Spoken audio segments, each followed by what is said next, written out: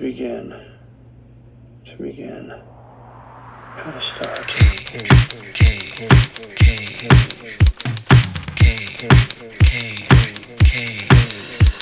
Cage. I could discuss Cage for hours.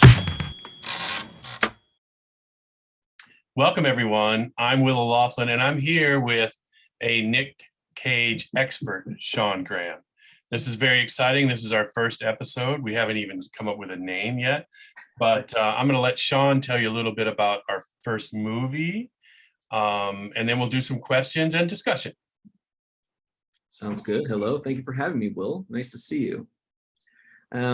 So we got to come up with a name. We're not clever right off the cuff here. We haven't figured that out, but we will get that. So today we're going to be talking about our very first film, which is the Academy Award-winning film, Adaptation. Adaptation is a very good film.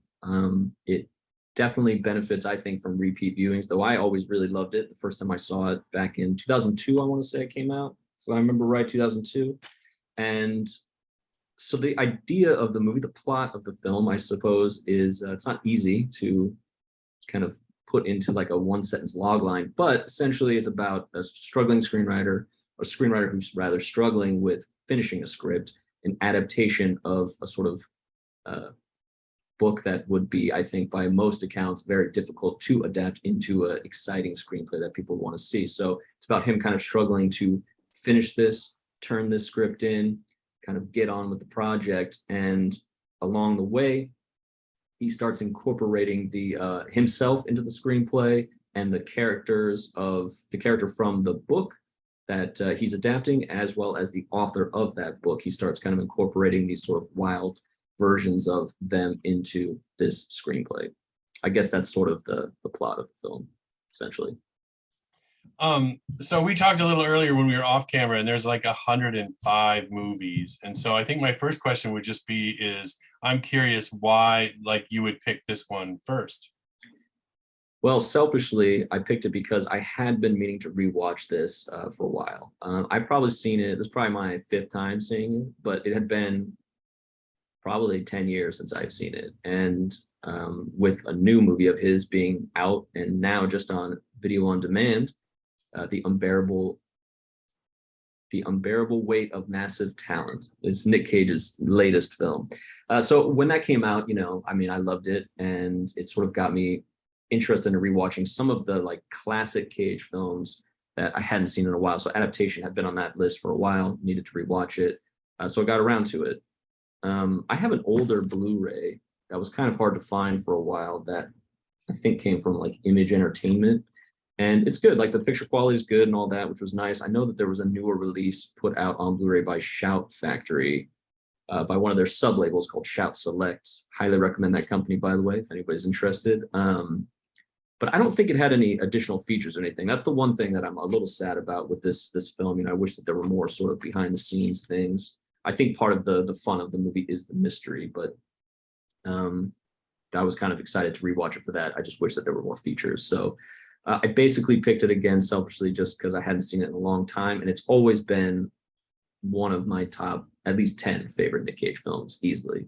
So I didn't know if you had seen it recently, so I figured it was a good kind of starting point as well for anybody who might be interested in watching Cage's films that haven't seen many or don't take him seriously, perhaps, because I think that happened a lot with the memification of him, his real life persona, right, and his characters sort of blending into the everyday for everybody. I think Adaptation is a really fantastic film and a really great performance of his.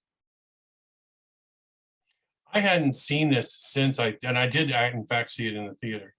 And I remember going to it. My favorite music video ever is Sabotage by Spike Jonze. Yeah. But hands down, Beastie Boys, right? And so going to see this film was, of course, automatic, I guess you could say.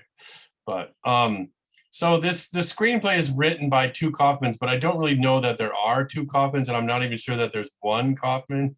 Can you give us some insight on that? Sure. Can you clarify that?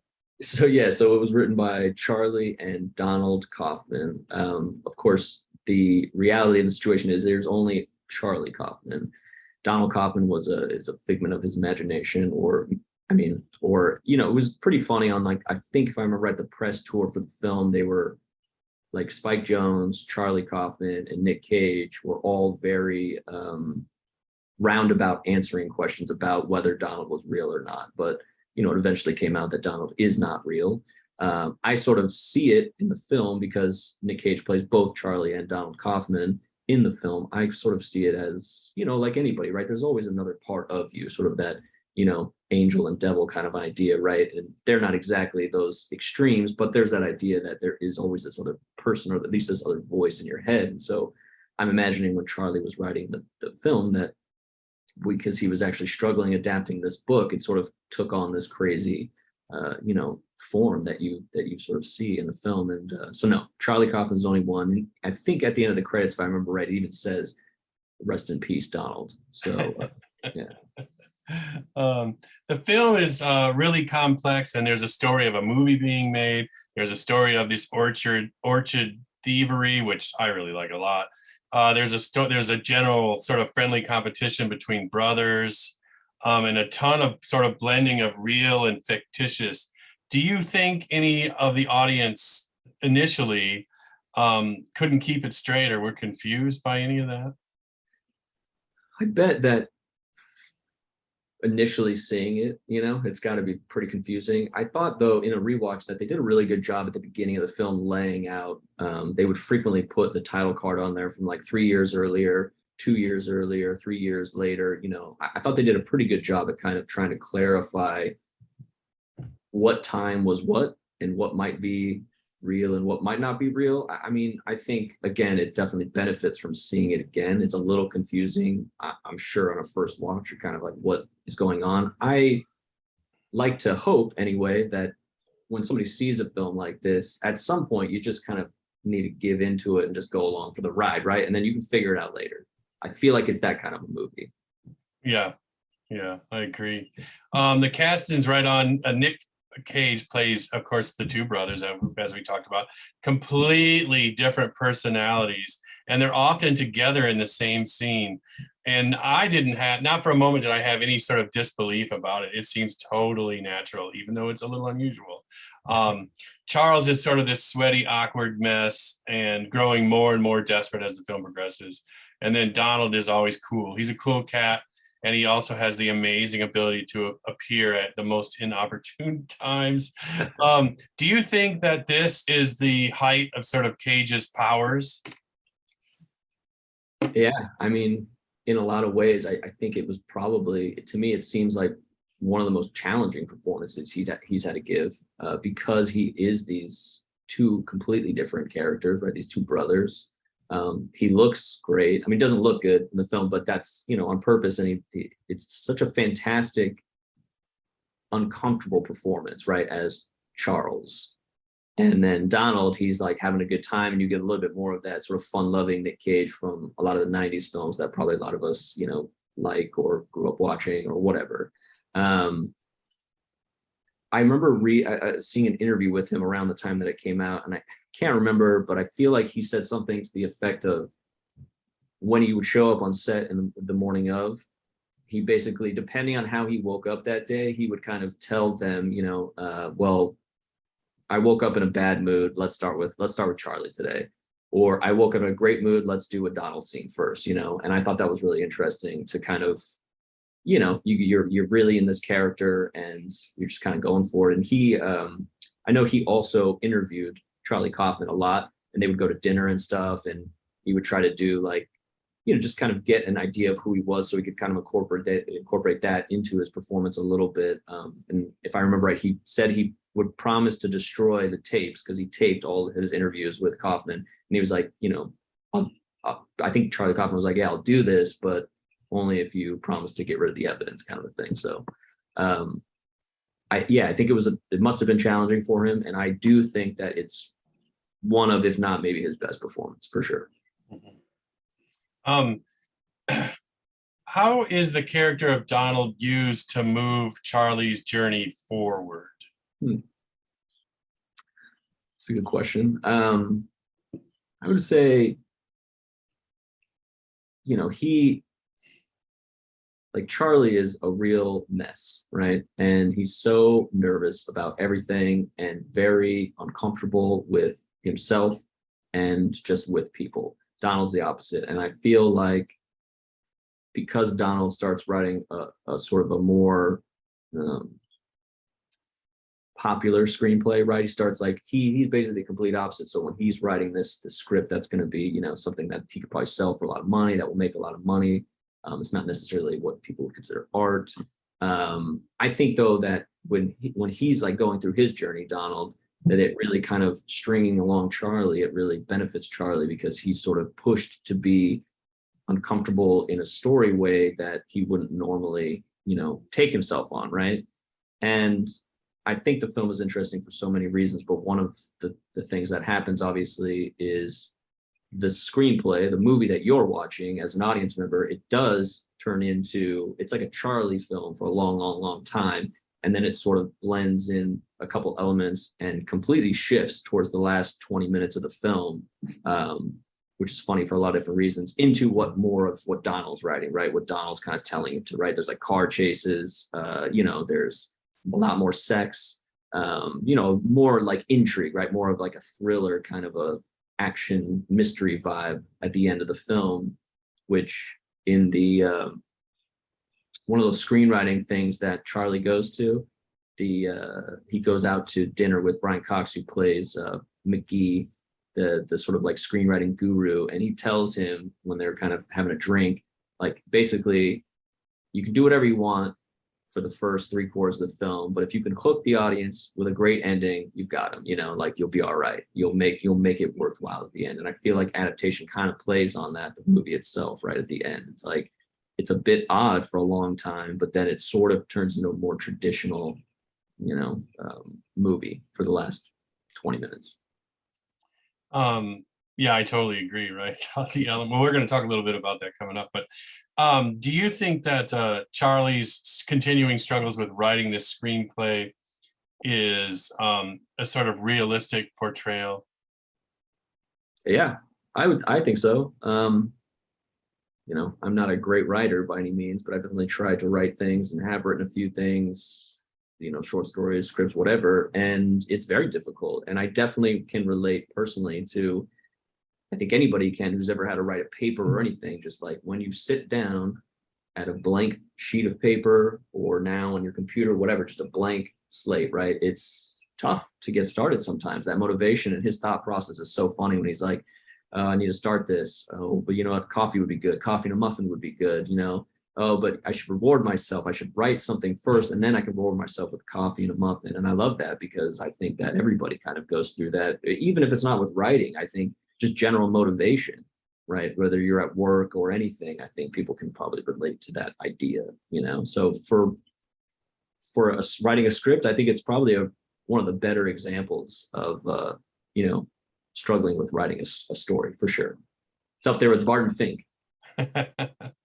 Yeah, it's funny because I always joked when I was in college during finals week, I always had the cleanest apartment. Because it was all about like, oh, I really should get at that bathroom. Whatever I could do to not sit down Right. and like, you know, get ready, Yeah. prepare, you know, it's like Absolutely. So more on casting. So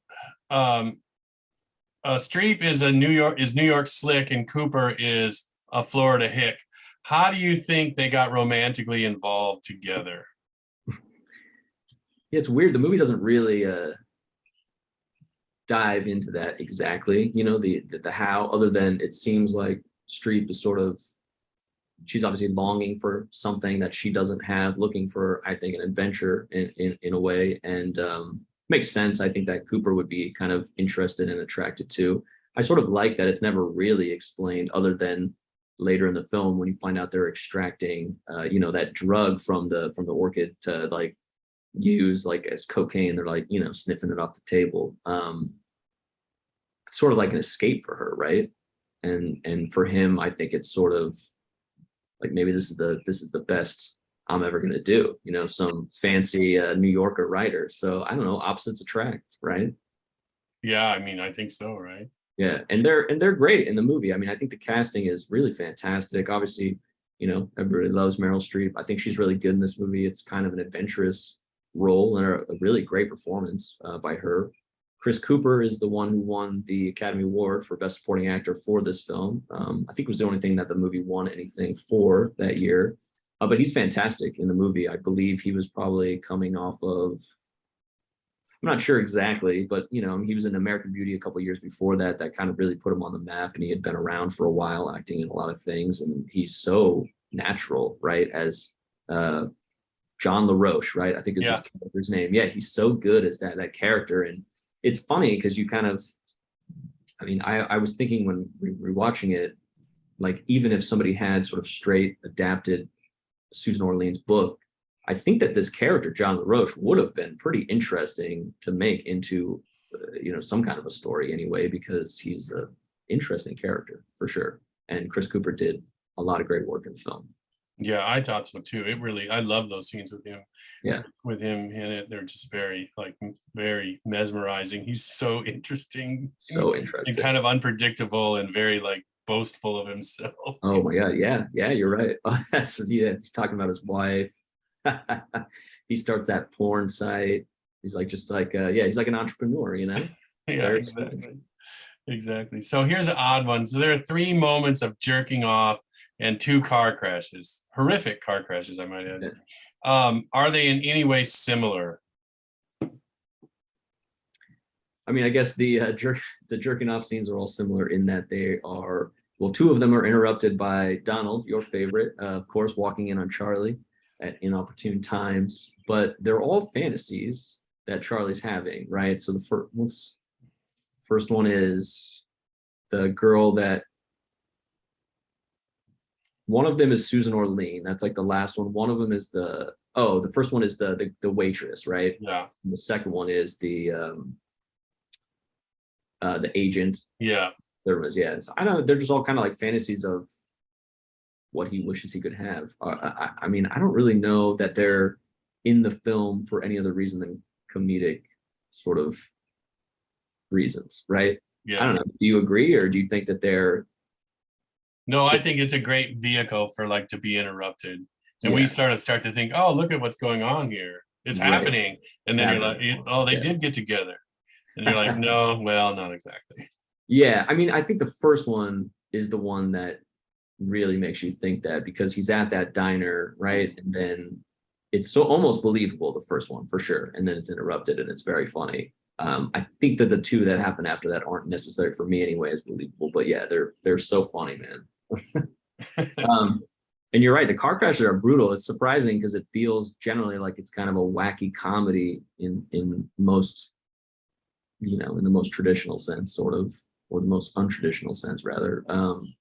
The car crashes are pretty brutal. The first one with Chris Cooper backing out, it really shocks you. And then that car just slams into it. And then the other one, it's interesting though that in both cases, I think bodies went out of the car, right? Yeah, I think so. Yeah, so that's interesting. And the second one, brutal. Really. Brutal. The second one is great too, because you see the body fly through, the windshield, and it's really well done, But again, and that one too, I think is the first one feels real, and the second one feels a little bit more staged. And I think that again kind of feels like maybe that would play into the whole idea of Charlie's idea, this movie kind of becoming more like a Donald film rather than a Charlie film, possibly. Yeah. Well, that's sort of my next question, which is in the opening line of the movie, Charlie says that, he says, I don't have an original idea in my head. And of course, this film is highly original, actually, to say the least. He also says he doesn't want his movie to turn into a movie about sex or car chases or guns. And of course, this is exactly what happens. So what was your favorite part of the film, or what is your favorite thing about the film? I think my favorite part of the film is I love that scene when Charlie's he's so so beside himself, just gets crazier and crazier, just less and less belief in himself as the film goes along, right? So he finally works up the courage to go do what he thinks is necessary to finish it, right? Meet Susan Orlean. So he goes to New York, And I love that moment in the elevator where he like kind of like, you know, he wusses out, he's not going to go out, and he's just kind of waiting in there. Who knows what he's thinking, you know, oh my God, another thing I didn't do. And then when the elevator comes back down and she gets on it, there's that great moment where he's behind her and he notices and he sort of reaches forward like he's going to say something, but it's like the words just will not come out. He makes like a weird sound that gets her attention, but it's like a, you know, like a, I don't know, some kind of a throaty gargle or something. And she kind of side looks at him, but doesn't, you know, ever really get a full look of it. It's just like, it's a really great and super awkward moment that, I don't know, person I can relate to. I think a lot of people, you know, you have the opportunity to talk to somebody maybe, or, you know, meet anybody, right? Or even when you first meet some people that you're maybe nervous to meet, it's, you know, that's, I feel like it's kind of relatable, that sort of awkwardness, you know, and that challenge of, I don't know, trying to just put yourself out there. So that's probably my favorite scene, but my favorite thing about the movie is just how interesting it is. And I feel like it's very watchable. I was so happy when I rewatched it to feel like it really flows, it moves very quickly. It's under 2 hours, but it doesn't feel like it feels pretty tight, you know, like it doesn't feel like there's a lot of stuff that was, you know, left on the cutting room floor, or that they would have, you know, needed to have to fill in, or it doesn't feel disjointed at all to me. It's just like you were saying, it's obviously very original, and it's funny to me to think about him writing the script for this, because I mean, as far as I know, it is based on the idea that he was supposed to adapt a book, and it was sort of, you know, something that he wasn't able to figure out, and then it turned into what this movie is. And it's so bizarre, it's so weird. And if somebody like described this to you at the time, I feel like most people would be like, that is very strange. Kind of like when Charlie says to Donald, I've written myself into the screenplay, and Donald's like, yeah, that's a bit weird, isn't that, you know, kind of thing. And it's such an odd idea, but it works really well, right? It works so well for, I don't know, for the art form, I guess, right, of filmmaking. Yeah. Well, it's funny. I was thinking kind of a similar thing, which was just like when this was being written and trying to get financed, etc. Like, who in the hell said yes? Yeah. Because you look at it from the outside and you just go, I'm so confused now. What now? You know, it's about a screenwriter who's struggling, but then inside of it is a couple of different movies, maybe, you know, sort of attached together roughly. It's like it's kind of, you have to step like out of it and out of yourself to wrap your, I thought, to wrap your head around it, you know. No, I agree. Yeah, and I mean, I'm assuming that more of him made it into the film than we'll ever really know, right? Like I sort of imagine that obviously these characters are all caricatures of the people that they're actually based on. I sort of assume that he put himself into all of the main characters, right? Like the Cooper character and the Meryl character, and then obviously the Kaufman character. I think they're all three part of this sort of, you know, whatever is living inside of his brain, which I always think is kind of funny, because that story, that the script that Donald's writing is called The Three. Right. So I wonder if there's anything to that, you know, is that a connection? Is there something, you know, I feel like there's probably a lot going on in the film that you could really sit down and dissect, and we're not doing it very justice. I'm not doing it a lot of justice, but you know, it's a great film to sort of unpeel. Yeah.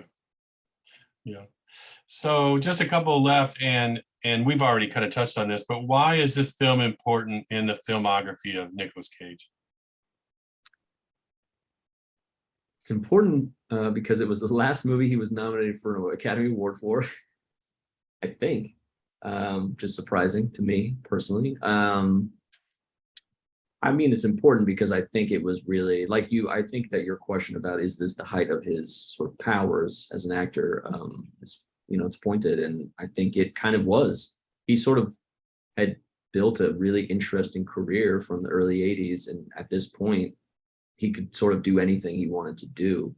And this project was approached, you know, he was approached for it, and it's so good. It's just like, I love that somebody took the chance on him to want to do it, and that you're not taking a chance, I suppose, with Nick Cage, but you know what I mean? Like, I just feel like, I think he'd been doing a lot of action films right up until this film. And so it's like kind of interesting that it went back to his sort of indie roots. So it's important for a lot of reasons. It's sort of a transition time too, because I think that after this film, he did some stuff. He did some big films still after this, but he kind of started this, what most people consider like a more downward slope in his career. I think there's a lot of really good films he did after this, but most people, I would say, disagree. He's recently had more of a resurgence with Pig and this new film, but I think it's kind of important because it's like a weird transition point for him. Yeah. Well, it made me think when you said that right there, it made me think of Adam Sandler, who made that film that was not Happy Gilmore, right? P.T. Anderson, do you remember? Punch Drunk Love. Yeah, Punch Drunk Love. And I remember going to see that, and I remember people in the theater being so bummed out that it wasn't Happy Gilmore or etc. Right. And I feel like this is kind of the same way, where there's a bunch of Nick Cage fans who love that action adventure and would just go to this film on name recognition alone, and then they get there and they're like, oh no, what is going on? This is so surprising. And I guess if they stayed long enough, which a lot of them didn't in Punch Drunk Love, I can tell you that.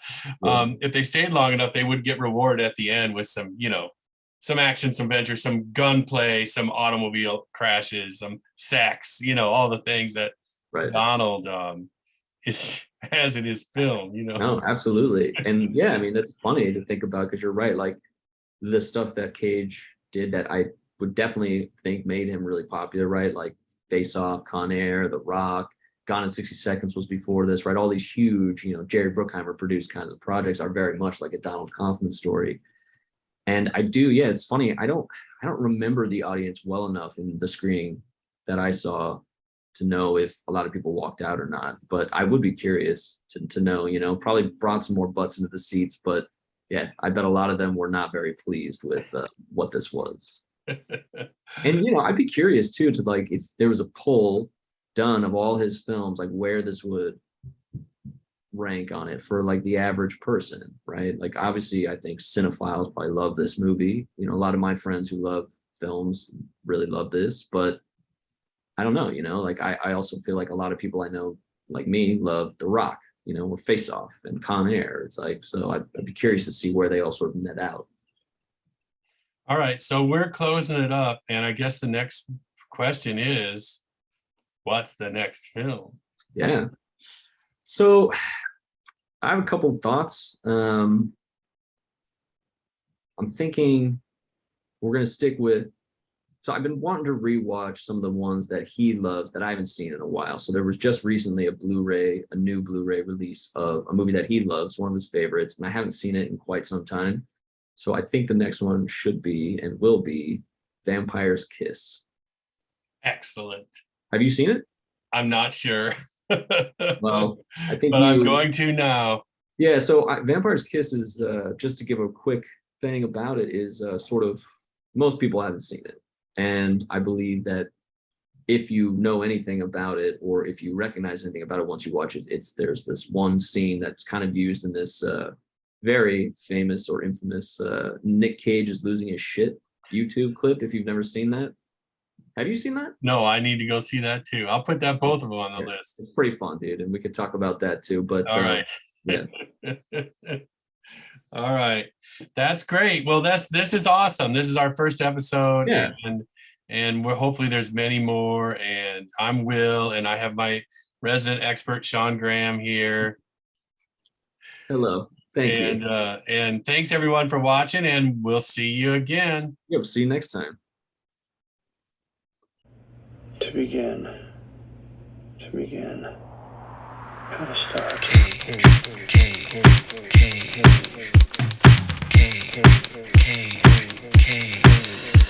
Cage. I could discuss Cage for hours.